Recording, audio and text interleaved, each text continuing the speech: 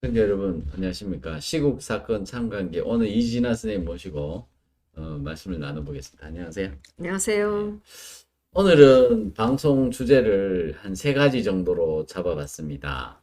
최소한 우리 지금 선생님 한가위 옥중 편지를 좀 시간이 좀 늦었지만 지금 배달을 받아가지고 저희가 아까 좀 전에 화면에 띄웠던 그건데요. 그 좀 깁니다. 그래서 그 최소한의 옥중 편지 이 얘기를 나눠보고요. 그 다음에 여러분들 다 잊어버렸겠지만 청와대 안에서 그 마사지 불러서 또 그리고 핸드폰 이렇게 만들어줬다고 재판 받고 구속됐던 이영선 행정관 재판의 추억, 그것도 한번 얘기를 해보고요. 그 다음에 최근에 화천대유 주인 보고 몸통이 누구냐, 그래서 윤석열이 내가 대통령 되면 감옥행이다 이렇게 얘기했는데 그걸 공약을 했어요. 근데 그 공약이 정말 공허한 공약이 될지 또 한번 점검해보고, 윤석열이 과연 법과 정의를 지킨 사람인가 이런 걸 한번 따져보겠습니다. 그래야 하천대유 주인들하고 얽히고 설키고 만수산 뭐 드렁치기 뭐 얽히고 설키고 얼렁더얼렁 살아가는 분인데 하천대유 과연 감옥에 보낼 수 있을까? 대선 후보 주자들 중에 과연 감옥을 보낼 사람이 누군가, 이걸 한번 봐야 되겠습니다. 그래서 오늘 또 아마 그 대선 주자 토론회가 있다 그러는데 얼른 빨리 마치도록 빨리 하겠습니다. 끝내야 되겠어요. 네, 예. 오늘 먼저 우리 이겁니다. 네. 우리 지금 프리덤 뉴스에 탑 뉴스에 올려놨습니다. 제가 한번 또 크게 확정을 해보겠습니다. 예, 좀 보이시나요?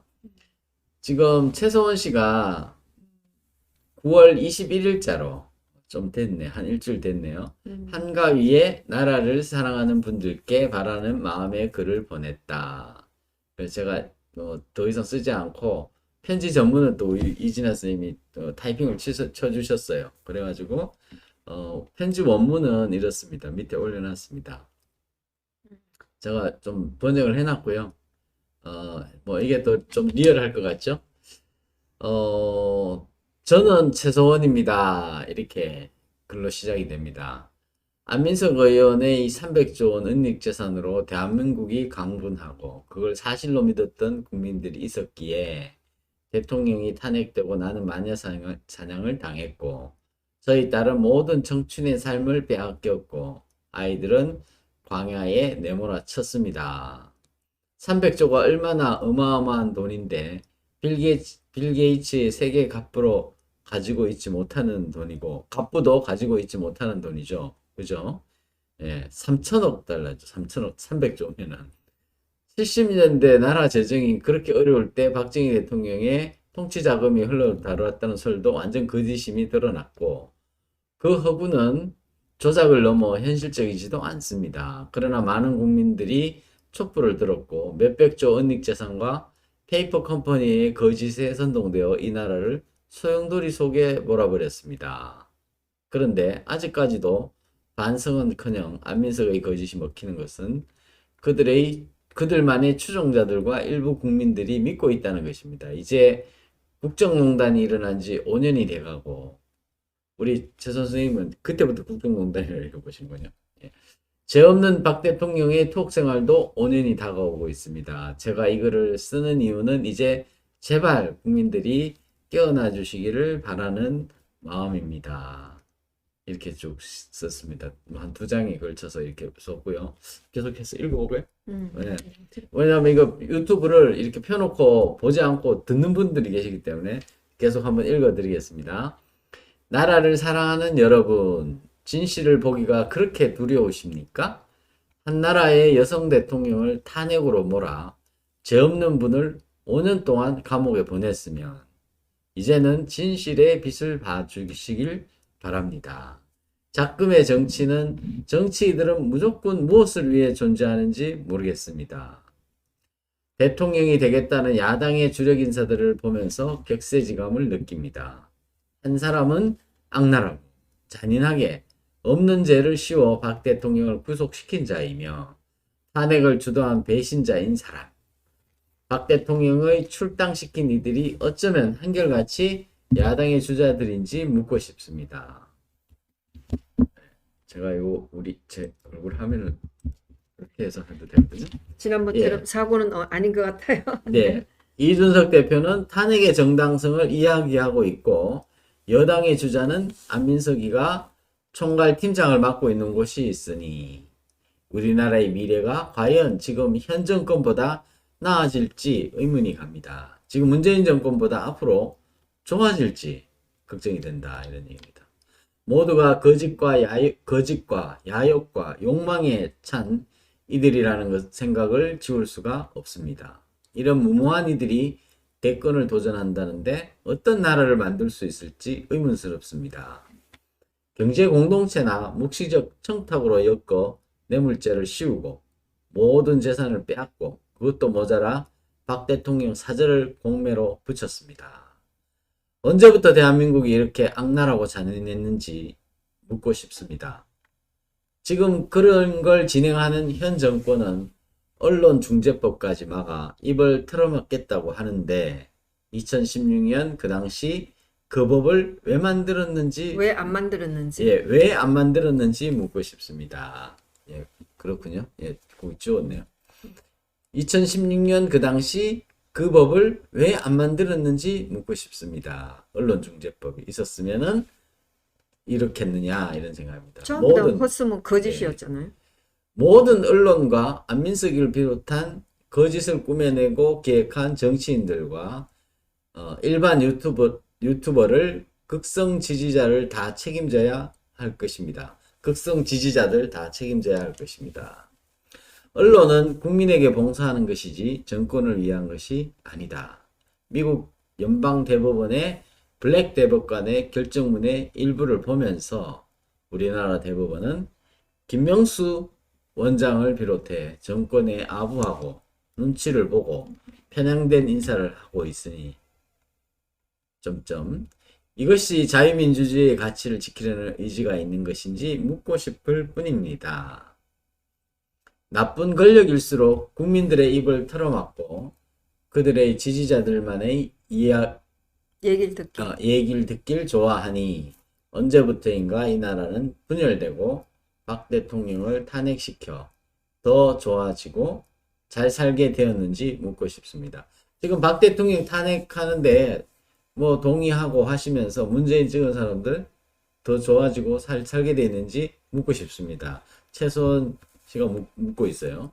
나를 이용하여 미르 K스포츠재단의 출연금을 뇌물죄로 씌웠으나 저는 강요했거나 기업인들 누구도 만난 적이 없습니다.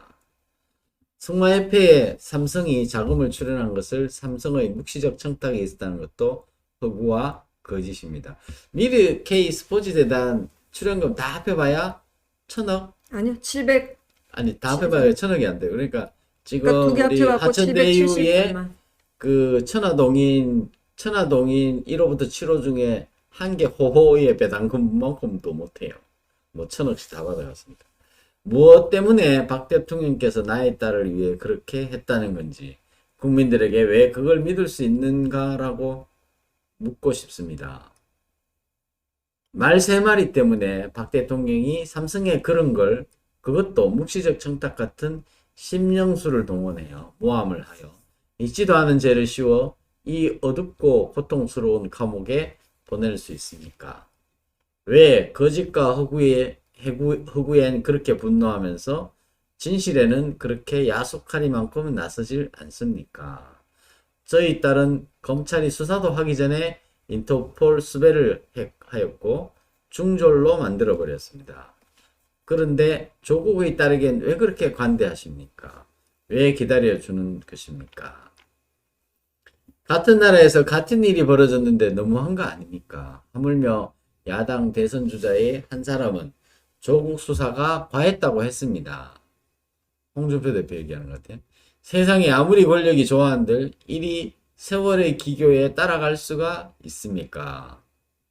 이 나라는 박 대통령 탄핵 후 기본이 무너지고 정의가 파괴되고 공정이 무너지고 법치가 없어졌습니다. 아부와 권력의 치부만 남아 세상에 경험해보지도 못하는 나라가 되어가고 있습니다.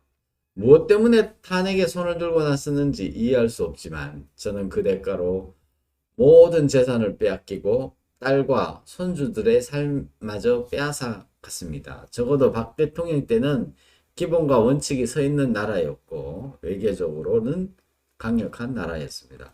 K 문화가 최고의 위치에 있었고 그걸 일으키기 위해 최선을 다하셨습니다.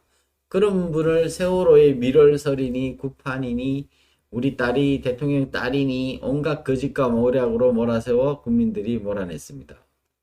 이제 대통령 선거가 얼마 남지 않았습니다. 국민들이 나서서 진실을 위해 거짓을 밝혀주시길 바랍니다. 이 거짓이 밝혀지지 않은 채 나아가면 우리나라의 미래는 더욱 암울해질 것입니다. 우리 옆에 있는 가족과 아이들의 미래를 위해 거짓을 반드시 밝혀 단죄하고 진실을 위해 용감하고 자기를 희생할 줄 아는 위대한 사람을 우리 국민들이 찾아내셔서 이 나라를 지켜주시기 바랍니다. 한 번도 경험해 보지 않은 나라라고 느끼셨다면 국민들께서도 그냥 그렇게 가는 걸 보시지 말고 진실을 위해 거짓을 밝혀주시는 등불이 되어주시길 바랍니다. 그냥 이대로 마음에 분노만 하고 분노만 차 계신다면 언젠가 우리는 이 나라의 자유를 빼앗길 줄도 모릅니다. 마음대로 얘기하고 자유를 만끽하고 따뜻한 지도자가 있는 그런 나라를 만들기 위해 함께 해주셨으면 합니다. 따뜻한 지도자라는 표현을 쓰셨네요.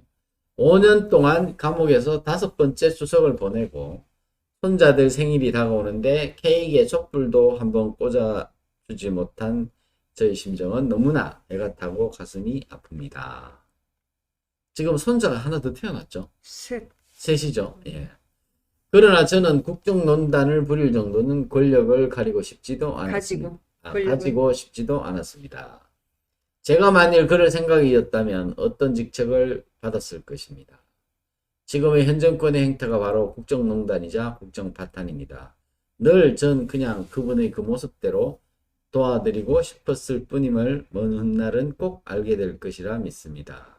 그냥 있는 그 모습 그대로 도와주고 싶었다. 이 말이 좀 눈물 났어요. 예. 그러니까 지금 국정농단을 보고 계신다 이런 얘기를 했고 내가 만약에 어떤 국정농단을 부릴 정도의 권력을 가지고 싶었다면 어떤 직책을 받았을 거라는 거죠. 청와대 안에. 그죠? 예. 박 대통령이 처음 대통령이 되시고 저도에 가셨을 때 찍은 사진 속 치마는 남대문 시장에서 가판대에서 팔던 만원짜리 고무줄 치마입니다. 그게 이 모래사장에서 신었던 그거네요. 그때 사진으로 봐도 좀 싸구려 치마 같긴 했었어요. 그런 그분을 어찌 뇌물로 엮어 5년 세월을 감옥에서 보내게 하십니까? 국민들께서 너무 하셨다는 걸, 너무 속았다는 걸 아시는지 모르겠습니다. 2007년도는 저의 어떠한 말도 들으려고 하지 않았고 듣지도 않았습니다. 헌재에 증인으로 나갔을 때 꽂았던 핀이 구치소에서 300원에 팔던 것이었는데 사람들이 50만원짜리라고 40만원 50만원짜리라고 했습니다. 그죠? 예, 구치소에. 그런 국민들이 원망스럽고 미웠습니다. 저는 마녀가 아니고 정상적인 한 딸의 어미이고 손주들이 있는 할머니입니다. 거짓을 누르지 않으면 그 위에 진실이 올라올 수 없습니다. 이 말도 참 멋있는 말이에요. 거짓을 눌러버리지 않으면 그 위에 진실이 올라올 수 없다. 우리가 이 거짓은요, 이 거품처럼 위에 동동 떠가지고 잘 보이는 거예요. 그걸 거품을 걷어내버려야 진실은 밑에 있다. 이런 말씀인데, 우리 최 선생님은 글씨를 잘 쓰네요. 그 문장력이 있어요. 보니까. 애국자 여러분, 이제 이 나라를 사랑하시고 이 땅에 살고 살아가야 하는 우리 미래의 아이들에게 진실을 밝혀주시는 등불이 되어주시길 바랍니다. 그래서 처음 경험해보는 아름다운 나라, 희망의 나라를 만들어주시길 한가위에 소원을 바래 봅니다. 2021년 9월 21일 한가위에 최소원 드림 이렇게 해놨습니다. 지금 좀 긴 내용이지만 우리 읽어보지 않고 제 목소리로 한번 쭉 들어보시라고 제가 다 읽었습니다. 이 편지를 언제 받으셨나요? 한번 받고 나서 소감이 어땠는지 한번 21일 날 말씀해 주세요. 했으니까 지난주 금요일 날인가 제가 받았어요. 받고 네. 바로 또 뭐 일요일 이렇게 돼갖고 제가 읽어드리질 못했어요. 추석 전날 아마 추석날이었었나요? 네. 추석날이었네요. 추석날 써서 빨리 왔어요. 그래서 제가 받아갖고 읽어주질 않고 뭐 연휴 지나고 나서 읽어드렸는데 최순 씨가 그 헌재 나갈 때 핀 얘기했잖아요. 40만, 50만. 진짜 언론들이 완전히 미쳐갖고 박근혜 대통령이 2017년 3월 30일 날 구치소로 끌려갈 때 그 박 대통령이 아침에 나가실 때 머리 이렇게 다 이렇게 단장하게 해 나가셨잖아요. 네. 그 방송에서 박 대통령 핀을 다 뽑았다고 진짜 발광들을 했어요. 막 박 대통령 비어서 가면서 그러니까 박 대통령 머리를 이렇게 좀 내려뜨렸는데 그게 박 대통령이 가운데 있어갖고 사진에 다 찍혔어요. 네. 그 구치소 그러니까 가지고는 그 핀을 다 뺐다. 뭐 10핀을 다 뺐다고 했는데 이건 최수원 씨 아니 이거는 박 대통령이 나오실 때고 최수원 씨 헤어핀 이렇게 찾으면 검색이 돼요. 그랬더니 그걸 갖다 최수원 씨가 헌재 나가는데 그걸 4, 50만짜리고 언론에서 미친 듯이 해대고 진짜 너무한 거예요. 딱 봐도 그거 길거리에서 파는 그 플라스틱에다 뭐 핀 이렇게 박혀 있는 거 그리고 구치소 들어가면 다 빼고 들어간다고 했는데 어떻게 이렇게 언론에서 그런 식으로 막 해대냐고. 네. 응? 최수원 씨 하면은 있고 박 대통령도 그때 아침에 끌려갈 때 그걸 다 뺐다고 그랬어요. 다 빼고 나중에 박 대통령 5월 달에 재판에 나오실 때 거기 구치소 3핀을 갖고 뭐 그걸 다 300원짜리 뭐라니 막 또 난리를 쳐갖고 제가 그때도 글을 썼어요. 300원짜리 그거 아마 김 변호사한테 보낸 적이 있어요. 막 오래전에 보내드렸는데 그걸 보면서 300원짜리 몇백 원짜리 너희들이 비웃고 있지만 그게 300만 원짜리처럼 정말 너무 단정하게 하게 나왔다고 제가 글을 써갖고 보낸 적이 있어요. 네. 진짜 거짓말에 미쳐갖고 아무나 갖다 대고 응? 그거는 최순 씨 피는 제가 검색하니까 나왔고 제가 제 유튜브에도 올려놨는데 진짜 사람 너무하고 제가 요즘에 그 뭐 이재명 사건을 보면서 진짜 너무너무 박 대통령 불쌍하고 옆에 있는 사람들 너무 불쌍하고 이 남자들은 진짜 해쳐먹어도 몇천억을 해쳐먹고 있는데 박 대통령 직접 한 것도 아니고 재단에 돈 낸 거 그거 뭐 천억도 안 될 한 뭐 다 해갖고 770 몇 억인가 이러는데 그걸 가지고 박 대통령이 노후를 위해서 해먹었다고 이렇게 뒤집시고 도대체 제가 물어보고 싶은데 박 대통령 왜 탄핵시켰고 왜 내쫓았냐고 저는 묻고 싶어요. 왜 그랬어요 도대체가. 2015년대 벌써 다 이런 짓을 해놓고 박 대통령 2015년 이렇게 내쫓고 전부 다 지금 뭐 여야 할 것 없이 다 들러붙어갖고 이런 짓을 해놓고 박 대통령이 당선됐을 때 여자 대통령이라 그전에 남자 대통령하고 다르게 해달라고 했고 다르게 했잖아요. 기획도 하고 했잖아요. 그렇죠. 진짜 저들한테 돈 봉투 안 나눠주고 술 같이 안 먹었다고 뭐 불통인 해갖고 이렇게 쫓아내고 희덕거리고 지금 드러나는 거 보세요. 전부 다 각상도가 말이 돼요? 세상에 전부 다 저런 짓을 해갖고 있다고 멀쩡한 대통령 내쫓고 도대체 박 대통령 왜 탄핵시켰냐고요. 정말 저는 묻고 싶어요. 그리고 제가 최근에도 뭐 토론하고 이래갖고 박 대통령 1심 때 최순실 씨 1심 때 그거 구형했나? 2017년 12월 14일 날 최순실 씨 결심 날이었어요. 그때 했던 검찰들이 했던 거 박 대통령 재판할 때 그 검찰 때 그거 읽어보면서 야 진짜 박 대통령 왜 탄핵시키냐고 좀 묻고 싶어요. 왜 탄핵했냐고요. 지금 시간이 지나서 보면은 말이 되냐고요. 뇌물도 근거도 없고 뭐 집권나면 전부 다 근거 없고 국정원 특활비도 없고 공천 개입했다는 거 전부 다 지금 근거 없는 얘기인데 왜 탄핵시켰냐고요. 홍보는 안 할 수가 없어요. 정말 이렇게 몇천 원니까 뻔뻔스럽게 서로 지금 뭐 공박하고 있는데 진짜 멀쩡한 대통령 쫓아내고 이런 짓을 해놓고 진짜 분노를 안 할 수가 없어요. 저는 뭐 옛날 기사 지금에 있는 거 일어나는 거 보면서 야 지금도 저럴 수가 있나. 이제 박 대통령 같은 대통령은 아마 결코 이 나라에서 나오지 않을 거예요. 그 요즘 지금 이제 대통령이 이제 석방 문제도 이제 좀 들어가 버리고 아마 내년 대선까지 지금 추운 겨울을 한번 또 더 나이 치야 되는데 참 답답하네요. 이렇게 멀쩡한 대통령 내쫓으니까 박 대통령 나오시면 무섭죠. 뭐 어떤 놈이 박 대통령한테 울고 불고 하면서 뛰어갈지 모르지만은 자기네들도 해보니까 저게 다 드러나자고 나잖아. 제가 재판장에 앉아갖고 정말 엄청 제가 소설 막 저주를 하고 글도 막 저주를 했어. 너들은 자손 대대 막 그런 저주도 하고 그랬는데 정말 제가 생각하면 더 일찍 천벌이 네. 오는 것 같아갖고 막 네. 지켜볼 참이에요 정말. 지금 박상도가 초대 민정수석이었지만 어쨌든 이분은 탄핵 강풍 불 때 막 나서서 박근혜 대통령 변호인단에 참여하거나 뭐 막 구명을 위해서 동분서주하지 않았던 사람이죠. 뭐 친박이라는 놈이 뭐 제대로 된 인간이 있어요. 전부 다 쏘아버리고 말 한마디 못하고 지금까지 석방하라는 말 한마디 못하고 저러고 있는 인간이 지금 친박이라는 사람들 다 도망가잖아요. 그러니까 헛소리를 뭐 다 하고. 도망갔다 그러면은 아니야 나는 안 도망갔어라고 억울하다고는 사람도 있을 건데 아니 저는 이거는 감히 말하건데 뭐 조원진 대표가 친박이었는지는 저는 잘 모르겠는데 조 대표만 남았고 전부 다 도망갔잖아요. 지금 남아있는 인간이 어디 있어요? 박 대통령하고 관련돼서 이름 나올까 봐 전전긍긍하는 거지. 김재원이는 친박 아니에요. 박 대통령을 엄청 이용했는데 김재원 나올 때마다 친박이라고 하는데 친박 아니에요. 제가 지난번에 그 작년에 공천 관련인가?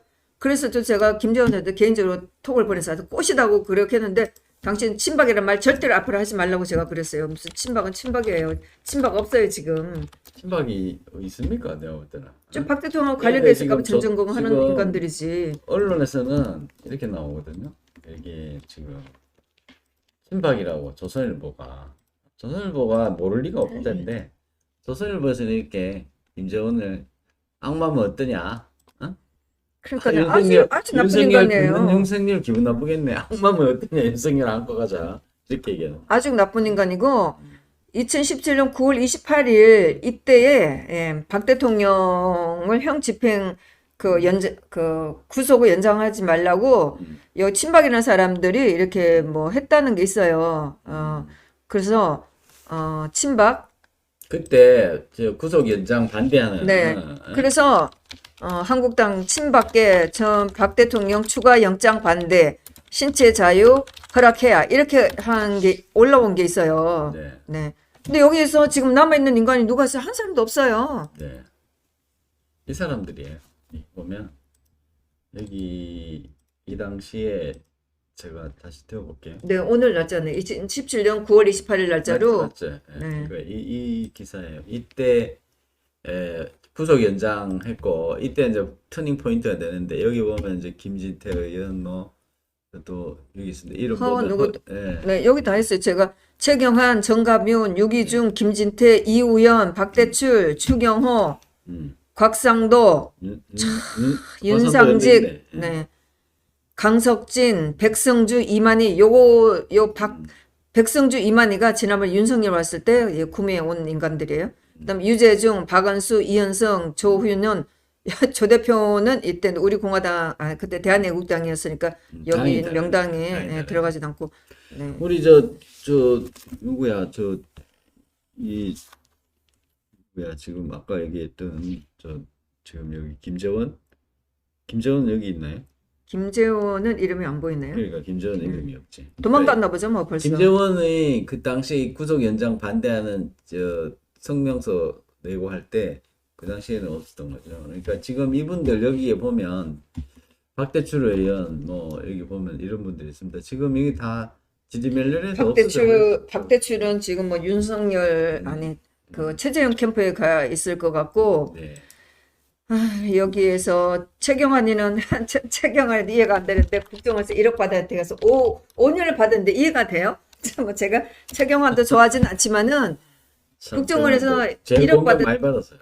1억 받았다고 해갖고 5년을 받았는데 진짜 말도 안 되는 얘기고. 어쨌든 그래서 제가 볼 때는 이 구속이 된 분들은 이 제거를 된 거죠. 어떻게 보면은 대통령 옆에 있다가 구속이 돼가 본인 지금 돼 있지만 어쨌든 대통령하고 한 몸이다 싶은 사람들은 다 보낸 거니까 그 됐던 분들에 대해서는 아마 이분들이 나중에 복권이 되면은 이제 얘기가 나오겠죠. 저는 우리 여기에 섰던 분들을 제가 볼 때는 다시 수습을 해야 된다고 생각합니다. 지금 사실은 정치적 숙청을 당한 거죠. 그래서 이제 그래 됐고 최경환 씨는 국정원 그 특갈비. 특갈비 건으로 증인을 나왔어요. 나와서 다들 발뺌을 했는데 뭐 내가 한 것 같진 내가 국정원 보고 돈을 주라고 얘기는 안 했지만은 내가 보니까 뭐 청와대 살림이 어렵고 하니까 뭐 한 달에 뭐 비서실인가 쓸 수 있는 돈이 400만 원밖에 안 되더라. 네. 그래서 뭐 화환도 못 보내고 하니까 좀 청와대 살림이 좀 어려운 것 같으니까 국정원에서 도와줄 수 있으면 도와줘. 내가 이 말은 했다 이렇게 얘기를 예, 했어요. 그렇죠. 그러면서 이 사람이 하는 얘기가 박 대통령이 대통령 되고 나서 박 대통령 욕을 많이 했다. 불통이라고 특히 새누리당에서 욕을 많이 했다. 그 국회의원들 뭐 경조사가 있으면 꼭 하한도 좀 보내고 해야 되는데 박 대통령 그런 걸 안 보냈다.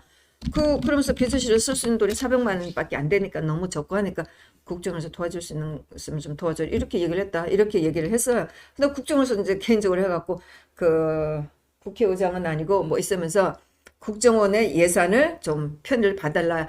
뭐 하여튼 이렇게 뒤집어 씌워갖고 1억 받은 가지고 5억을 5년을 때렸는데 항소심에서도 5년이 되니까 뭐 부인인지 누군지 고개를 파묻고 울고 막 그러더라고요. 근데 저는 뭐 별로 동정은 하진 않았었어요. 하여튼 5년형은 많다는 생각은 해요. 네, 그래서 진실이 올라오려면 거짓을 눌러야 되는데 이제 그동안 저 우종찬 기자님도 얘기했지만 거짓의 산이라고 그러죠. 거짓의 산. 그 거짓의 산을 다 치워야 되는데 지금 이제 우리 시국 사건 재판 참관기 이렇게 하면서 이제 다 한꺼번에 할 수 없으니까 우리 하나씩 그 너무너무 억울한 얘기들 한 번씩 얘기를 해보려고 합니다. 제가 제 예. 유튜브도 하면서 예. 제 노트에 있는 걸 가지고 이거를 유튜브 해야 되겠다 그랬는데 혼자가 그게 안 돼요. 예, 그거 제가 하려니까 제가 옆에서 뭐 자료도 또 찾아야 되고 제가 이거 사실관계 잘 모르니까 막 아까 고민하다 못했어요. 아까 사실은. 머리핀 나왔잖아요. 네, 머리핀도 억울한데 진짜 여성 대통령을 정말 이상한 사람으로 몰아갔던 게 그 마사지 받은 그거를 이제 마사지사를 이제 경호원이 그 어떻게 이영선 행정관 진짜 억울한 분이에요. 박근혜 대통령만큼 억울한데 이분 재판 받은 얘기를 한번 해봐야 될 것 마침 같아요. 또 9월 28일 날 이분이죠. 네. 이 보면은 이영선 행정관이 어떤 일을 했던 분이죠. 여기 있죠. 박 대통령 옆에서 보디가드 행정관인데 보디가드 박 대통령 이렇게 보디가드. 나오면 그 옆에 이렇게 멀리 있어요. 그 나타나지 않고 이렇게 엄청 잘생겼고 실제로 저는 재판장에서 봤잖아요. 근데 이 어깨가 이렇게 탁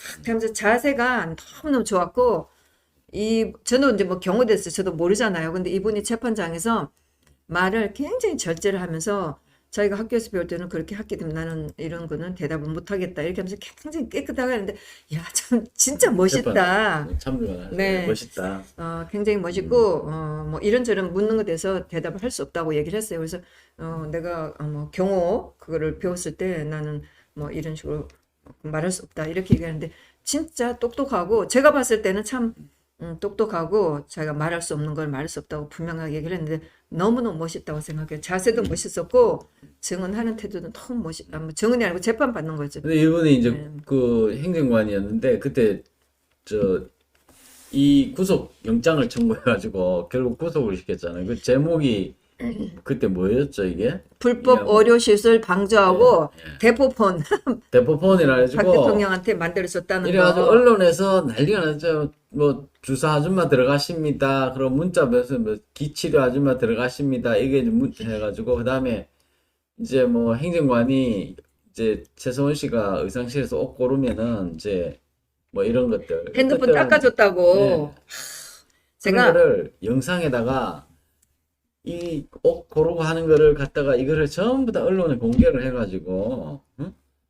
지금 옷을 맨으로 좀 그렇게 할 수도 있지 그거를 갖다가 그러니까 핸드폰 아니 나도 핸드폰 나도 닦지만 내가 줄 때 지저분하면 닦아주는 게 너무 당연한 거 아니에요? 근데 그걸 가지고 이상하다고 난리치고 지금 이제 비선 진료다 청와대 비선 진료다 의료법상에 의료 행위를 의사가 해야 되잖아요. 근데 이제 그렇지 않고 뭐 밤늦게까지 일하다가 어깨가 결리고 하면 우리가 뭐 마사지 샵이 합법적이잖아요. 근데 이제 그거를 청와대에서 받았다. 그러는데 실제로 무슨 뭐 왜 출입시켰냐? 그 청와대에서 자기 이제 퇴근하면 자기 집이니까 집에 와서 출장 받을 수도 있고 대통령이 그러면은 마사지 받으러 밖에 나갈 수는 없잖아요. 그러니까 마침 오늘이 9월 28일이 이제 제가 페이스북에도 쓰고 했는데 그러네. 이제 옛날 글이 올라와서 기억을 하는데 그날이 이날이 2017년 9월 28일 오늘 법원에서 재판에서 그 마사지 했던 아주머니를 증인으로 불렀어요. 증인으를 불러서 마사지를 그 법정에서 그 법원 직원을 눕혀놓고 마사지를 어떻게 했나 법원 그거를 직원이라 하면 그 어떤 청원 경찰? 청원 경찰일 거예요. 이제 법정에 대체로 이렇게 기억을 해보면 박근혜 대통령 재판에는 이 법정 직원들이 양쪽으로 가운데 앞줄로 엄청 많았어요. 지금 현재 받고 있는 재판들하고 제가 비교가 되잖아요. 지금은 법원 직원 한 명뿐이에요. 근데 박 대통령 때는 막 양쪽으로 뭐 하여튼 관련된 재판 양쪽으로 가운데 막 이렇게 엄청 많았는데 그 중에 이제 검사가 신문을 이렇게 했어요. 이렇게 하니까 판사가 그거 이해가 안 되는데 저는 그것도 아니 마사지라고 해봤자 뻔한 거지. 그래서 그거 이해가 안 된다고 뭐 저도 이제 그 장면을 좀 잊어버렸지만 그러니까 판사가 그거 이해가 안 된다고 그러니까 검사가 마침 그래서 우리가 침대를 가지고 와서 이러는 거예요. 그래요. 너무 기가 막혔잖아요. 그때 이제 제 아는 지인하고 딱 둘만 들어가고 다른 거 마사지를 어떻게 받았는가까지 증인신문을 했군요. 그러니까 그걸 하려고 증인을 불렀는데 검사가 침대를 가지고 왔다는 거예요. 침대를. 그러니까 이제 판사가 그럼 가지고 와보세요. 그러면서 거기 법정 직원들 가지고 그러니까 처음에는 법정 직원을 서갖고 뭐 이렇게 했나 저렇게 했나 이렇게 하더니 그다음에 눕혀놓고 이제 이렇게 했나 저렇게 했나 그거를 따지는 거예요. 그러니까 얘 손끝으로 했나 주먹으로 했나 뭐 요걸로 했나 아니면은 여기서부터 했나 어디서부터 했나 이런 걸 묻는 거예요.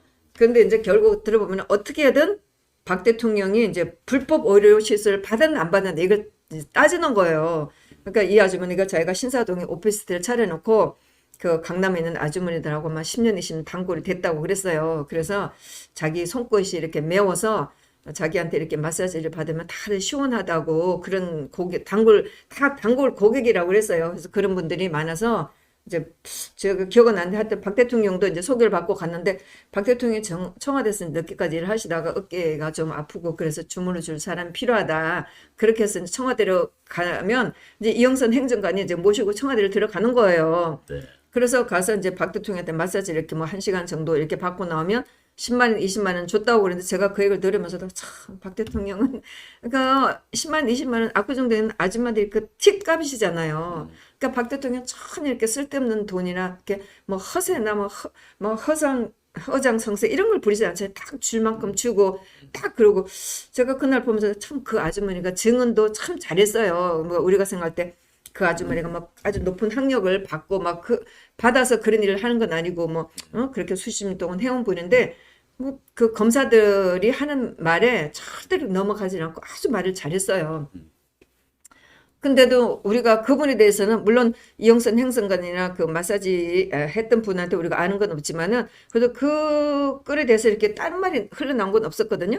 그러니까 이분이 나가서 참 말이 이렇게 신중하고 박 대통령 10만 20만 원 줬는데 박 대통령 뭐 10만 20만 원밖에 안 줘 이렇게 말할 수 있었는데 그런 얘기 하나도 안 나오고 참 이렇게 말도 잘하고 끝까지 뭐 물론 박 대통령 그런 일이 없었지만은 사일했다 뭐 부항 떴냐 뭐 했나 다 물었어요. 뭐 이렇게 뭐 여자들이 이렇게 해갖고 막 이렇게 찔러갖고 뭐 이렇게 피 빼고 하는 거 그거 하여튼 검사들은 그 말을 기다리고 막 질문을 뭐 엄청 이렇게 저렇게 많이 했는데 그러면 끝까지 박 대통령 그거 안 했다. 그냥 나는 마사지만 가볍게 해줬다. 이렇게 하는 거 이제 그거 재판을 보고 나서 막 속으로 저는 막 욕을 막 했는데 우리가 옛날에도 할머니들이 애기들 이렇게 마사지 할머니 손은 약손 이렇게 해주면 하여튼 뭔지 모르지만 다 이렇게 뭐 낫잖아요. 뭐 낫는 기분이 들지만 다 할머니들이 항상 그렇게 해줬잖아요. 자 거기 나오면서 막 검사들 막 솔직히 앞으로 검사들 할머니 손은 약손 하는 사람들 전부 다 잡아들이라고 막 소리치고 그랬었죠. 그랬는데 이분이 이제 그런 재판을 받았는데 이번 재판도 초기에는 저희가 몰랐어요. 박 대통령 재판 받고 있다가 어떻게 알고 뭐 우연히 갔는데 이번 재판은 많이 알려지지 않아갖고 많이 들어가지 않고 제 친구하고 저하고 거의 뭐 둘 정도만 들어갔고 하여튼 그때는 뭐 2010년 이때쯤엔 재판이 많았기 때문에 많이 들어가지 못하고 그런데 마침 어쨌든 그래서 이분 재판에 들어갔었고 뭐 하여튼 이분 재판 받고 나오는데 우리가 엄청 고맙다고 얘기도 많이 하고 그랬는데 이분이 이제 구속이 됐었고 아마 1심 받으면서 구속이 되나 하여튼 그랬어요. 법정 구속이 됐나 예. 그래갖고 구속이 됐다가 항소심에서 풀려났고 나중에 이제 정호성 비서관이 그 1년 만기를 살고 나와서 석방이 됐을 때 아마 그 뭐 구치소 앞에서는 못 만나고 나중에 중간에서 만나갖고 윤전추 행정관하고 이영선 행정관하고 정호성 씨 셋이 만나갖고 네. 만나서 뭐 울었다는 얘기가 나중에 기사에 나오더라고요. 그러니까 그래서 무면허 의료인을 청와대에 출입시켰다 이런 제목으로 그렇죠. 이제 그렇게 하고 이영선 의료법 행정관은 위반이다 이렇게 했다는. 그래 의료행위로 본 거죠 그게 마사지를. 진짜 박 대통령이 혼자 있고 가족도 없고 하니까 막 하면서 야 진짜 너들은 야 마누라가 남편 있으면 남편 해주고 애 새끼가 있으면 애 새끼 해줄 건데 그거 한 번 했다고 그렇게 잡았느냐 막 그렇게 했고 이제 이분한테도 대포폰 개통해서 줬다고 좀 보면서 야 진짜 청와대에서 그거는 한국이 아니래도 전 세계적으로 정말 도청이 있을 수도 있고 북한에서도 도청이 있을 수 있기 때문에 당연히 대포폰 줄 수도 있는 거지 그걸 가지고 대포폰 해서 줬다고 그걸 가지고 그거 몇 개를 해줬니 뭐 어쩌니 저쩌니 막 그거 갖고 뭐라 세우고 진짜 2017년대 재판들은 진짜 너무 말도 안 되는 그런 재판 대포폰이라고 하면은 신원이 확인이 안 되는 걸 대포폰이라는데 요거는 그런 대포폰이 아니고 타인명이 아는 사람인데 하나 개설해가지고 요걸 요 청와대하고 관련될 때 요 폰만 쓰세요라고 아마 쓴 근데 건데 이제 이거를 가끔 이제 핸드폰을 좀 제로 바꿔서 이렇게 해줬을 텐데 뭐 사람 따라서 해줄 수도 있겠죠. 그렇죠. 그랬는데 그걸 가지고 이제 이영선 씨가 뭐 저는 지금 제가 기억은 안 나지만 하여튼 이영선 씨가 중간에서 어쨌든 누구한테 했는지 어쨌든 중간에서 이제 이영선 행정관이 박 대통령한테 전해줬죠. 누가 개통했는지 어쩌지만 그랬는데 그걸 가지고 대포폰 했다고. 저 솔직히 정말 묻고 싶은데 문재인은 그렇게 안 하나요? 문재인뿐만 아니고 뭐 박지원은 그렇게 안 하나요?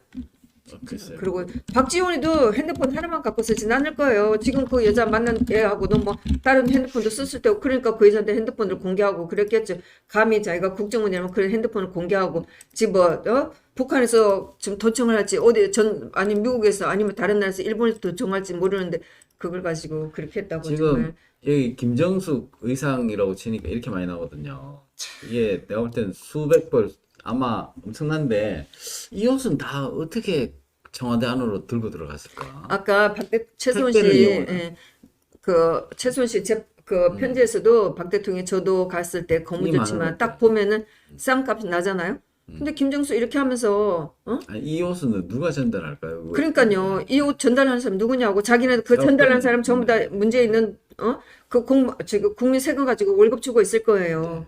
이 많은 옷들은 전부 다 그러고 뭐 협찬 받았다 하면서 몇백만원씩 몇천만 원짜리 옷 입고 있잖아요. 박 대통령 그런 거 굉장히 싫어하는 거예요. 똑같은 옷이 없어요, 거의. 예. 이 옷들이 가서 보면 이제 옷 스타일에 따라서 일단은 우리 옛날 식으로 얘기하면 가봉이라는 걸 하잖아요. 그러면 아마 이 수시로 들락거려야 될 텐데 옷이라는 게 맞춤 옷이면 기성복이 아니라면 이게 회사도 틀리고요. 제가 볼 때는 여기 아마 얼마나 사람들이 들어가는지 몰라요. 저는 이 아까 말씀드린 거 보다가 이 생각이 났어요. 그 세월호 7시간 조여옥 데이가 아까 생각이 났어요. 이분도 되게 좀 강식했는데 이분은 수사는 안 받았죠 아마. 아니죠. 나중에 그 안민수가 미국까지 찾아가고 특검팀에 소환됐죠 여기도. 이분이 다니는 학교 담장을 넘어가고 그래갖고 난리가 났었잖아요. 맞아 안민석이가. 그래서 나중에 결국은 여기 들어와서 증언을 했어요. 그리고 이분은 뭐 끝까지 자기가 말할 수 없는 걸 말 안 하고 굉장히 정말 되게 훌륭한 나이도 어린데 나이가 20몇 살밖에 안 됐는데 뭐 저는 뭐 굉장히 훌륭한 아가씨라고 생각을 해요. 그래서 받고 갔는데 딱 이렇게 흠잡을 때는 없었어요. 뭐 아니 전부 다 박 대통령에 대한 거는 전부 다 모함이었으니까 아니 뭐 지금 출국 금지도 당하고 그랬었어요. 여기는. 예, 그러고 있다가 갔다가 세월호 7시간 또 뭐 했냐 이래가지고 이 군복 입은 우리 여군을 갖다가 엄청 조여옥 데이를 힘들게 했어요. 예, 그 기억이 납니다. 좀 나중에 정말 이분도 큰 인물이 되길 바라고 뭐 언젠가는 정말 좋은 시절에 오면 한국에서 큰 그때 일을 정언할 때 해야지. 보니까 당당하더라. 네. 이제 나이가 20몇 살밖에 안 됐는데 어떻게 저렇게 할 수 있는지 정말 감탄을 했어요. 고생하셨습니다. 좋은 시절에 오면 다 거기에 대한 대가는 받을 예, 거예요. 예, 일단은 이제 넘기고. 하여튼 2017년도의 재판들은 제가 오늘 제 글을 봐도 욕을 엄청 썼던데 진짜 재판장에 앉아 있으면 저도 욕을 엄청 욕을 안 할 수가 없는 욕을 많이 했어요. 예, 지금 우리 박근혜 대통령의 그 가까이 지근거리에서 이 사사로운 거를 가족이 없기 때문에 사사로운 걸 챙겼던 우리 최서원 씨의 옥중 한가위 편지를 한번 읽어드렸습니다. 최소은 씨 편지를 보면서 정말 너무나 억울하다는 걸 저는 엄청 느끼겠어요. 네. 자기가 딱히 뭐 잘못한 것 같지도 않고 자기가 삼성에다가 돈을 달라고 한 것도 아니고 기업에 누구를 만난 것도 아닌데 지금 내몰려 갖고 모든 걸 다 잃고 네. 자기 인생뿐만 아니고 자기 딸 그다음에 거기 있는 애기들까지도 지금 앞날이 어떻게 될지도 모르고 자기가 뭐 감옥소에서 지금 뭐 몇 년을 살지도 모르고 실제로 최순 씨가 받은 거는 이 박 대통령 관련하고 18년에다가 2대 건으로 3년이에요. 네. 그래서 21년이고 박 대통령 22년이고 지금 이런 상황이에요. 거기다가 뭐 이제 벌금하고 추징금 있으니까 최순 씨가 추징금은 냈는데 벌금은 못 내고 있잖아요. 그거 못 내면은 노역장으로 또 3년을 더 살게 되는 거니까 21년에다가 24년이에요. 박 대통령도 마찬가지고. 응?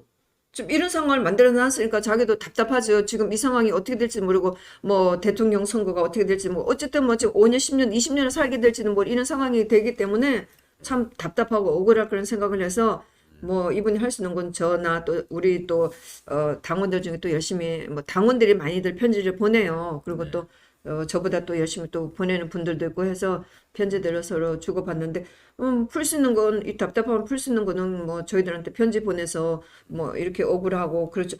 시간이 지나서 보니까 진짜 도대체 아까도 제가 말씀드렸지만 아니 도대체 박 대통령 왜 탄핵시켰냐고요. 그럼 최소은 씨도 아니 도대체 제가 뭐냐고요. 지금 드러난 게 뭐냐고요. 어? 너무 억울하다는 생각을 저는 뭐 정말 최소은 씨 편지를 읽으면서도 정말 공감을 하고 정말 같이 막 울기도 하고 뭐 이걸 이럴 수가 있나 이런 암담함도 많이 느끼죠. 지금 이제 우리 이영선 행정관 재판의 추억, 우리 이영선 행정관 고생하셨고요. 앞으로 앞날에 광명이 있으시기를 우리 빨리 이게 정상화가 돼서 정상화돼서. 그분들도 좀 제대로 된 직장을 얻고 예, 뭐 할 수 있는 일을 해야 되는데 예. 지금은 다들 뭐 제대로 못 하고 있으니까 참 뭐 제가 실제로 만나보지는 않았지만은 짐작컨대 참 어려울 거란 생각을 해요. 그 정호성 비서관도 뭐 여러 말들은 있지만 어쨌든 제가 재판에서 보고 정호성 씨 재판에 참 뭐 내용 자체도 지나고 보면 진짜 아무것도 없잖아요. 기밀 누설이는데 무슨 기밀 누설이에요. 그 47건 가운데 35건이 무혐의를 받고 뭐 하도 12건 가지고 뭐 이렇게 제일 받고 그랬는데 그분 1심 선고 때 제가 재판에 들어갔었어요. 그래서 재판 보고 나서 제가 막 소리쳤죠. 왜 타블릿PC 그거 검사하는 걸 왜 안 하겠냐고 제가 막 소리치면서 할복 자살해야 된다고 막 소리를 치고 그랬는데 나중에 국정원 재판 받을 때 이제 그때는 또 석방이 있는 상태였었어요. 그래갖고 제가 그때 갔을 때 옆에 이제 있는 분이 있어갖고 얘기를 하다 보니까 그분이 정호성 이건 제가 처음으로 얘기를 하는 건가? 예.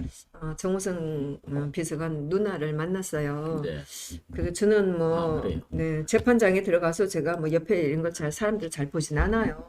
뭐 좌파일 수도 있고 뭐 우리 당원들이 들어가는 경우는 있어요. 그래서 같이 얘기도 하고 그러는데 다른 모르는 사람들하고는 제가 거의 얘기를 하지 않고 그분들을 뭐 어떤 입장인지 모르지만 곤란하게 하고 싶지 않기 때문에 일단은 저는 아는 척을 잘 안 해요. 그런데 그날은 하여튼 무슨 이렇게 재판을 좀 기다리고 있어갖고 법정 바깥에 있는데 정호성 비서관 누나를 만났어요. 그래갖고 얘기를 하면서 그때도 너무너무 안 됐더라고요.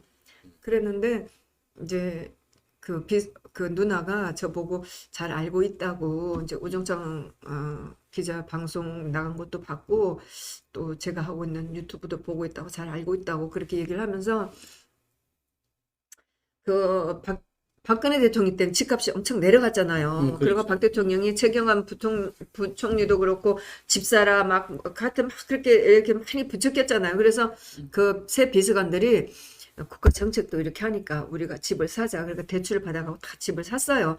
근데 그것도 국정원 특활비 재판에서 계속 문제가 됐었어요. 그러니까 그때 누나가 그러더라고. 그래서 그거 대출 받고 해갖고 집을 샀는데 그거를 국정에서 돈 받아갖고 집 샀다고 그래갖고 어머니가 너무너무 가슴 아파한다고. 음. 그래갖고 이제 아들이 그 구치소하고 그러니까 끌려가고 그래갖고 어머니가 병이 나갖고 있다고 그렇게도 얘기도 하고 그래서 가족하고 그런 얘기를 좀 하고 제가 뭐 1심 재판 때는 막 소리 지르고 그랬지만 또 누나하고 그런 얘기를 하고 나니까 너무너무 안 됐고 전부 다 비서관들이 그렇게 모함을 받고 말도 안 되는 거 갖고 그래. 재판을 받고 그래갖고 제가 너무 가슴 아파했었죠. 그러니까 지금 그 대통령 한 사람만 그래 한 게 아니고 대통령을 지금 그리에 모셨던 사람들을 그냥 정말 그 도륙을 냈다고요. 그게 제가 볼 때는 정말 잔인하다. 사법적으로도 보면 지금 대통령 주변에 있는 사람들 행정관까지 뭐 장차관도 아니고 말입니다. 행정관 그러니까 위로 높게는 국정원장부터 시작해서 전부 다 그렇게 했고 그 중에 빠져나간 사람들은 어떻게 용케 빠져나와 조사 한 번도 안 받는지 모르겠지만은 제가 볼 때는 거의 다 탈탈 털어가지고 고초를 겪고 검찰에 불려다니고 그랬죠. 아, 저 그래서 그러고 그 그런 공포 분위기를 조성을 누가 했느냐? 박영수 특검 그리고 서울중앙지검에서 했다는 거 아닙니까? 예? 끔찍했었죠. 그래서 그런 공포 분위기를 조성을 해서 2017년도 검찰청에 전국에 있는 특수부 검사들 전부 차출해가지고 지금 지방에서 그 형사사건 자체가 진행이 잘 안 됐어요. 그래서 특수부 검사들이 전부 그냥 그런 거 사건만 매달리고 있었잖아요. 그런 사람이 윤석열 검찰총장 되고 지금 대선 후보 됐는데 이제 권력 좀 달라 이런 얘기고 내가 대통령 되면은 말이지 화천대유 그거 내가 감옥 보내겠다 이렇게 공약을 했어요. 근데 말은 쉽지 제가 볼 때는 이재명 이제 이렇게 얘기했으니까 이재명한테 이제 지면은 도로 당할라 난 그런 생각도 들고 지금 가까이 보면요 그 냉담했던 박근혜 대통령이 구속되고 하는 과정에 냉담했던 사람들 차례차례 지금 곽상도 의원도 이렇게 냉담하고 말이죠 그 박근혜 대통령한테 뭐 탄핵을 묻고 가자 탄핵 사죄하자 이러더니 결국에는 본인들이 지금 아들 앞세우고 그런 비난을 받고 있잖아요. 제가 볼 때 박영수 특검도 마찬가지고 자식 문제하고 얽혀가지고 최서원 씨 가슴 터질 텐데 본인들도 자식하고 얽히니까 가슴이 아마 심장이 쉽지는 않을 것 같아 내가 볼 때는. 그러니까 추가적으로 네. 제가 봄에 그 정우성 누나한테 한번 연락을 했더니 어머니가 작년에 돌아가셨다고 제가 뭐 구태여 그런 분한테 막 쓸데없이 그래. 이렇게 막 연락하고 그러진 않아요. 그랬더니 작년에 연락 안 하고 그랬더니 어머니 돌아가셨다고 그렇게 얘기하고 박영수 뭐 지금 자식들 뭐 각상도 자식들 얘기하는데 정말 제가 법정에서 정말 저주를 퍼부었던 그런 것들이 일어나는 것 같고 제가 김성태 재판에도 들어가 봤었거든요. 김성태도 뭐 자기 딸 그 KT에 그렇죠. 자식 문제로 이렇게 있지. 들어갔는데 딸이 증인으로 나왔었어요. 김성태가 고개를 숙이고 그러고 있는데 뭐 고개를 숙이고 있다 뭐 천장을 봤다고 그러고 있는데 저는 속으로도 저주를 퍼붓지. 진짜 그 딸까지 막 같이 하고 싶은데 제가 딸까지는 거론하지는 않았는데 재판장 나와갖고 천벌받는다고 그럼요. 막 소리를 예. 쳤죠. 지금 오히려 조국 딸 조민이가 불쌍해 보여. 왜냐하면 그러니까 아니 이런 그 이런 능력도 안 상태까지 되는데 와버렸어요. 그 의대 6년 다니라고 얼마나 고생했겠어요. 그리고 조국은 제 자식 잘 되라고 부모가 어떤 무리하게 해가지고 등 떠밀려 가는 사람이나 본인 입장에서는 자식 잘 되라고 그랬는데 진짜 내가 볼 때는 그거 하고 제가 볼 때는 자식을 잃은데 화천대유 한 번 하는 것보다 못하잖아요. 제가 볼 때는 뭐 뛰는 사람 위에 나는 데 있다는데 제가 볼 때는 하천대유에 한 5년 다니는 게 훨씬 낫지. 응? 의사 그거 남의 그 한부 쳐다보면서 남의 고름 짜내고 약 발라주고 손에 칼 피 묻혀가면서 칼 시술도 해야 되고 말이죠. 그런 어떻게 보면 의사라는 거, 의술이라는 건 험한데 내가 뭐 조국 조민이 편드는 게 아니라 거기에 대한 그 삐뚤어진 부모의 그 잘못된 욕망 이런 거하고 다르게 아들을 그거 있는데 본인은 아무 관계 없대래요. 근데 제가 볼 때는 그거 비겁하다. 제가 볼 때는 그 좌파를 50억, 비웃었던 것이 50억을 받았다. 그 50억 변명이 안 됩니다. 그를 자식 앞세워가지고 그렇게 얘기하는 게 되게 그게 더 조국을 돋보이게 만든다. 제가 볼 때는. 그리고 요즘 조국이 입 딱 닫고 아무 얘기도 안 하잖아요. 왜냐면 그 얘기할 게 없거든. 그게 지금 제일 좋아할 게 곽상도 의원 저런 식으로 박영수, 곽상도, 지금 다 특수부 검사들 아닙니까? 한때 다 지금 보니까요 윤석열의 사람들이라고 있어요. 이건 잘못했다. 윤석열의 사람들 이건 자료가 하도 아까 많아서 찾았는데요. 여기 윤석열 돼 있으니까 그쪽 한번 여기 있어요. 아, 네. 윤석열의 사람들 올해 3월 달에 최고로 언론에 관심을 많이 받을 때 아닙니까? 최고로 지금 막 추미애가 막 죽이려고 그러고 검찰총장 막 징계하고 말이죠. 3월 4일 날 사퇴를 했고 3월 5일자 기사니까 바로 그 다음 그러니까 저도 이 논쟁 보면서 웃긴다 그러는 게 문재인이 대통령이니까 검찰총장 임기가 있긴 합니다만은 파면해버리면 돼요. 임명권자가. 징계하는 게 아니고 그냥 인사권으로 해가지고 대통령이 너 나가라 이렇게 얘기하면 되는데 파면도 아니고 징계를 해가지고 그거를 핑퐁을 하면서 제가 볼 때는 윤석열을 영웅으로 만들어 주더라고. 제가 보니까 그거를 말도 안 되는 걸 가지고 꼬투리 잡아가지고 징계를 한다 그러니까 법원에서 당연히 윤석열 팔 들어주죠. 지금도 뭐 그 징계 가지고 행정소송에서 재판하고 있다는데 그거 내가 볼 때는 의미 없는 소송 왜 하십니까? 그거는 의미 없는 거죠. 그 소송 각자 취향이 맞고 지금 뭐 사직했는데 뭐 징계권 가지고 행정심판하면 무슨 의미가 있나? 그런 얘기를 지금 하고 있는 거지. 결과적으로 보면 시간이 지나서 결과적으로 보면 사실 그때 그렇게 뭐 윤석열 가지고 떠들지 않고 그냥 조국 하는 거 그냥 그대로 놔뒀으면 조국에 대한 반감도 그렇게 없었을 테고 윤석열도 뭐 이런 상황까지 안 올 테고 그랬을 텐데 참 쓸데없는 짓을 서로 간에 아까 했지.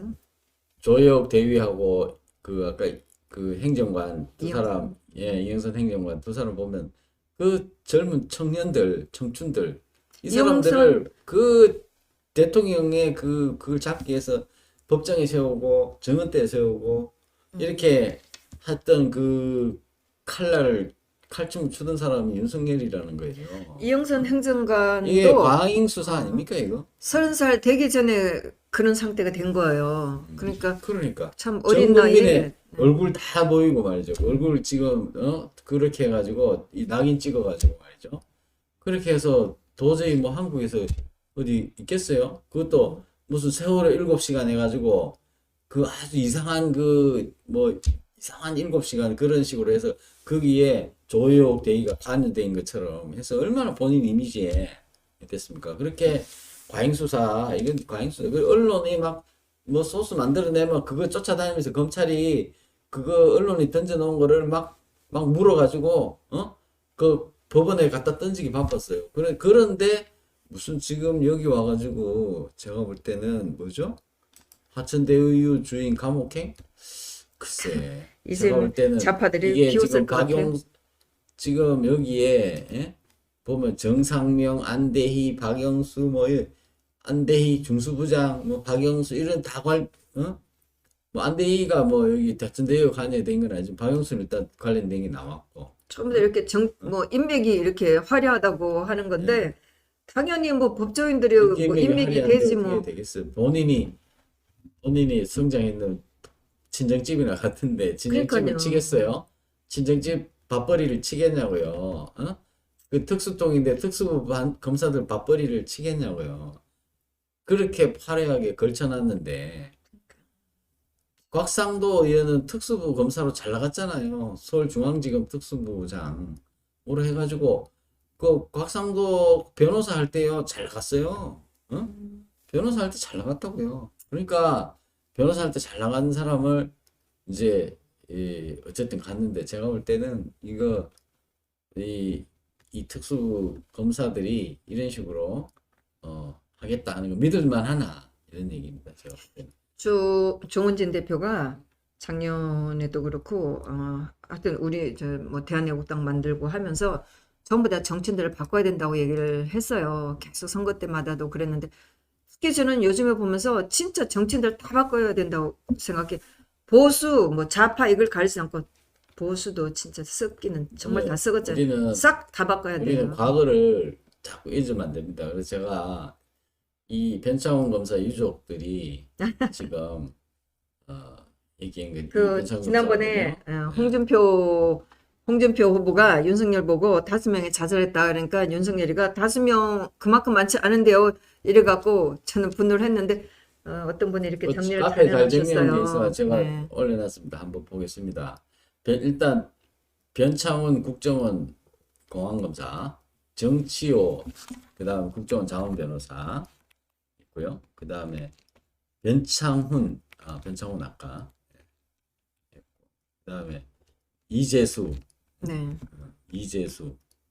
기무사령관, 네. 이재수 지금 그 다음에 김인식 항공우주 이것도 이 분식에 이렇게 12년 이거 후였는데 이분도 또 다른 분도 또 재판 예, 받고 있는 거 이거를 제가 가봤어요. 지금 주식이 폭락을 해서 사업하는 사람은 그래가지고 이걸 이제 이 자사로 선택해 버린 거예요. 이게. 그것도 있는데 한국항공우주산업인데 다분히 뭐 한국에서 이런 사업 하지 말라는 거 아니에요? 이거 굉장한 그 뭐 국가 정보에 관련된 사업이잖아요. 네. 근데 이거를 갖다가 이렇게 분식회계했다고 뇌물 이렇게 혐의를 씌워갖고 재판받고 있는데 저는 다분히 이것도 정치적인 악의적인 재판이라고 생각해요. 네. 그리고 또 뭐 조진래라는 분인데 이거는 조진래. 홍준표가 왜 이렇게 좀 더 세게 밀어붙이지 않은지 모르겠어요. 그 홍준표 뭐 후보 측근 경남 정무 부지사 역임했다고 그러는데 왜 그때 홍준표가 이렇게 세게 나가지 않은지 홍준표 모르겠어요. 자기 오른편에 조진래 자유한국당 의원이잖아요. 그래서 이게 그 당시에 이 채용 비리 수사를 엄청나게 했어요. 그러니까 홍준표 밑에 정무부지사를 달달 들었다는 거는 지금 보면 전방위적으로 싹을 잘랐어요. 그러니까 진실을 아까 최수원 씨가 얘기했잖아요. 거짓을 걷어내지 않으면 진실이 못 올라온다. 그런데 이 진실을 숨기기 위해서는 거짓을 갖다가 퍼묻어야 되잖아요. 그리고 아예 싹을 잘라버려야 돼요. 예를 들어서 정객이 돼가지고 어떻게 잘못했다. 이렇게 윤석열이 이런 일도 했다. 제가. 그 다음 우병우 수석은 이제 뭐 재판 엄청 많이 받았죠. 예, 뭐 청와대에서 했던 일을 살아계시고 전부 다 혐의를 다 씌웠으니까. 쉽게 말하면 경상도 말로 반 죽었다. 반 죽었다. 이렇게 볼 수 있습니다. 그래서 법리와 증거로 수사했는데 5명이 자살이나 합니까?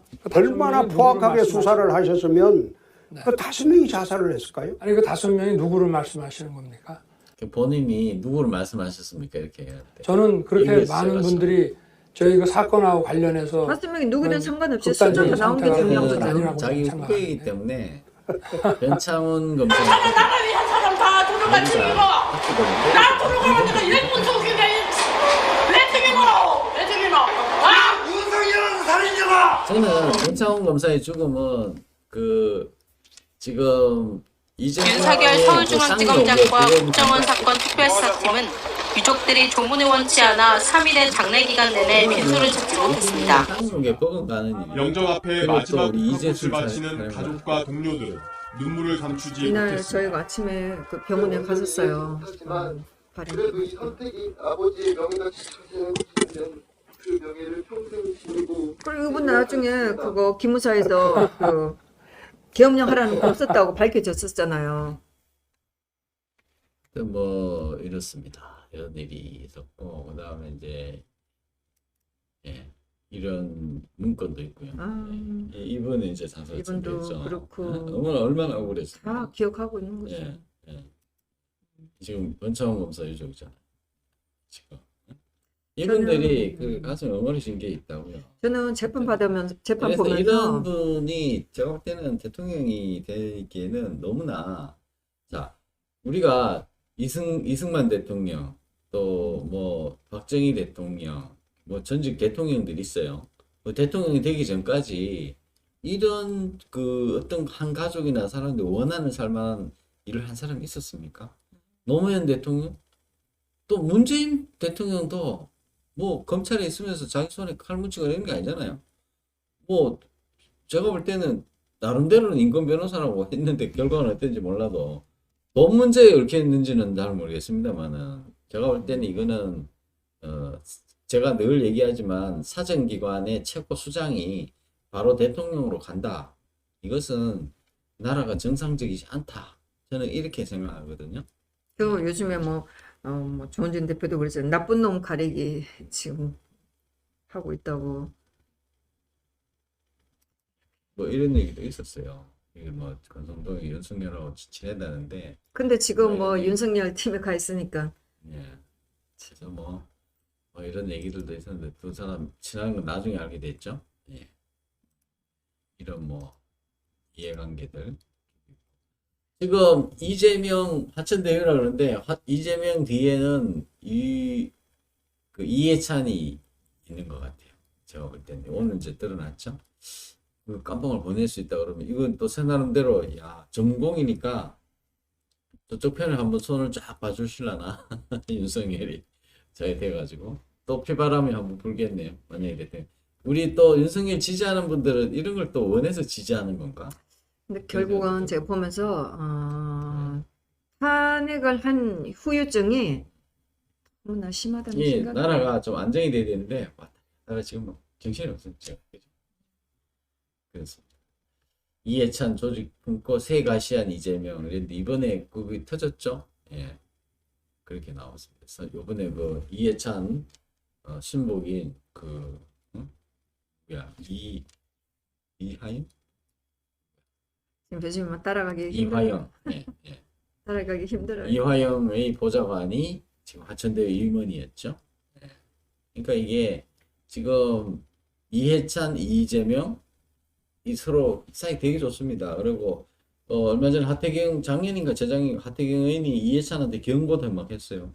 이재명이 구원하려고 당신도 같이 망해? 이러면서 막 하태경이 이해찬한테 대들기도 하고 그랬어요. 그 정도로 이미 정치계에서는 이해찬, 이재명이 소문이 나 있는 거죠. 그 마크에서 무슨 일을 하고 있는지 이해찬이 킹메이커 역할을 하고 있는지 제가 볼 때는 참 돈과 그 북한과의 그 얽히고 설킨 게 이걸 바로잡기가 참 예. 쉽지가 않을 거라는 생각이 들어요. 네. 그래서 지금 이제 그나마 우리 각성도 의원이 수사 성실히 임해서 진짜 주인 밝힐 것 이렇게 했는데 그렇게 하시면 좋겠고요. 그 제가 어저께도 얘기했지만은 이제 진실을 얘기해야 돼요. 그러면은 이번에 정말 나라를 구한 사람이 될 수도 있어요. 가가지고 그동안 있었던 거를 사실대로 다 얘기해 버리면은 정말 이번에 나라를 위해서 큰일 한번 하시기 바랍니다. 박상도 의원. 본인이 할 수 있을 거야. 뭐 갖고 있는 정보가 있을 거니까 그 정보를 알고 있는 걸 그대로 다 얘기하면 돼요. 그래 내가 같이 죽자 그래야지 저쪽에서 이게 다 나오는 거지. 지금 내가 살라고 그러면 저쪽도 다 저쪽부터 먼저 조사해봐 이렇게 나오니까 지금 여기서 뭐 숨긴다고 해서 뭐 방법이 있을까요? 다 지금 털어버려야 되지 않겠어요? 털어버려야지. 그래야 배도 먼저 맞는 사람이 좋다고 그렇게.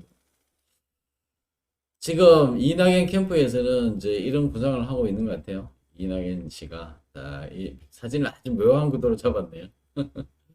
지금 이제 검찰 수사를 끝나가지고 아직 선거까지는 몇 달 남아 있으니까 이쪽 이재명이 기사를 이 사퇴하는 걸 바라고 있다라는 그런 기사가 지금 뉴델리에서 이렇게 실어났는데 이쪽 기사를 잘 안 봐서 모르겠는데 이낙연이가 어떻게 밀고 나가는지는 모르겠어요. 자기 문제니까 좀 자기가 좀 세게 나갔으면 좋겠는데 그런 걸 잘 모르겠어요. 제가 볼 때는 글쎄 제가 볼 때는 이 이낙연 씨도 우유부단해가지고 자기가 알고 있는 걸 미리 다 얘기해야 되는데 특검 일단 거부하고 있고 그렇습니다. 그리고 국정조사도 거부하던데요. 그러니까 말만 이렇게 하는 거지 실제로는 그렇게 되겠나.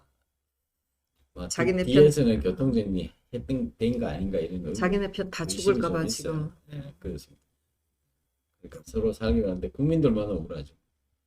지금 1조 원을 그 대장동에 그 5,700세대 대장동에 새로 든 아파트가 5,700세대인데 1조 원을 나누니까 1억 9천 얼마라고 그렇게 한 집당 1억 9천 얼마를 더 비싸게 분양받고 그러니까 그쪽에 있는 주민들도 좀 들고 일어나야 되지 않나요? 하여튼 뭐 그렇습니다. 오늘 방송은 세 가지로 말씀을 드렸습니다. 우리 최소원 선생님의 옥중 한가위 편지, 한가위 옥중 편지 전해드렸고요. 그 다음에 이영선 행정관 재판의 추억, 윤석열의 공약, 하천대유 주인 감옥행 반드시 보내겠다 이렇게 얘기하는데 과연 캠프 안에 지금 엄청나게 많은 사람이 들어와 있는데 그 캠프에 있는 사람들까지 다 천을 가고인지 한번 물어보고 싶어요. 이건 뭐 윤석열이가 지난번에 자기는 정치 보복 안 하겠다고 했는데 이거는 정치 보복하고 상관이 없나요? 그렇죠. 그 정치 보복이라고 뭐 보긴 그렇고 이거는 이제 그 어쨌든 자기가 이제 대통령이 되면은 이런 공정한 재판이 되도록 이렇게 하겠는데 그 과연 공정한 재판을 그런 걸 했나 싶을 때 저는 믿기 어렵다 그런 생각이 듭니다. 왜냐하면 적폐청산을 했는데 제가 볼 때는 이 적폐청산은 과연 이 화천대유로 볼 때는 그 박근혜 대통령 취임 전후로 해가지고 이미 그렇게 일이 설계가 그래 돼 있었고 그렇게 이 적폐들은 사실 딴 데 있었던 거거든요. 어떻게 보면 적폐들이 지금 대통령을 탄핵시킨 거 아니냐 이랬습니다. 그래서 적폐가 이 거짓이 진실을 다 덮어버린 게 탄핵이다 그랬고 오늘 최선의 편지의 말미에 지금 이렇게 써놨잖아요. 제일 마지막 말미에 거짓을 누르지 않으면 그 위에 진실이 올라올 수 없습니다. 이런 얘기가 꼭 우리 시청자 여러분께서 명심하셨으면 좋겠고요. 거짓을 누르지 않으면 그 위에 진실이 올라올 수 없다. 그래서 우리는 거짓과 투쟁을 해야 되겠다. 이런 생각입니다. 변호사님은 이 말을 중요하게 생각하고 저는 아무래도 좀 감성적이라 저는 늘 그렇게 그분 곁에서 도와드리고 싶었다. 저는 그 말이 여기 네. 늘 전 그냥 그분의 그 모습 그대로 도와드리고 싶었을 뿐임을 먼 날은 꼭 알게 될 것이다. 이런 얘기. 저는 이 말이 굉장히 그래서 아마 진실하다는. 자기도 몇백억 가진 부자고 한데 그 뭐 만 원짜리 치마 사니까 그냥 그거 만 원짜리 치마를 사다 줬을 수도 있어요. 제가 거기에 맞게. 박 이렇게 대통령은 하면 그 말이 허탈하시고 그냥 휴가 가서 한두 번 입는 거 편한 거 사오라 뭐 이러셨고 사실 절대로 그게 더 비싼 편해. 거 사지 말라 이렇게 하셨을 것 같고 박 대통령 항상 그렇죠. 그냥 꾸미지 않고 막 누구한테 보여주기식 싫어하고 그러니까 옆에서 도와주는 분도 항상 그런 모습으로 그리고 최순 씨가 연예인처럼 나는 정말 박 대통령 참 좋아했다 그런 느낌으로 저나 제 주위에 있는 분들 다 박 대통령을 좋아하는 이유가 그런 것 같아요. 뭐 그렇게 그분이 꾸미지 않고 남한테 뭐 보여주려고 하지 않고 항상 있는 그대로 그 모습대로 좋아하는 것 같아서 이 말이 저는 또 감명이 아유. 깊었었어요. 우리 프리덤 뉴스 시청자 여러분, 지금 저희 프리덤 뉴스에 헤드라인에 제가 올려놨습니다. 저희 프리덤 뉴스 오늘 논평은 이걸로 마치고요. 논평이 아니고 우리 법정 시국 사건 법정 참관기 오늘 이걸로 마치고요. 저희 광고하고 이제 물러가죠. 네. 많은 분들이 와서 지금 시청 중이신데 늦은 밤까지 시청해 주셔서 너무 감사합니다. 구독, 좋아요, 알림 버튼 꼭 눌러주시고요. 다음 시간까지 또 안녕히 계십시오. 네, 감사합니다. 네.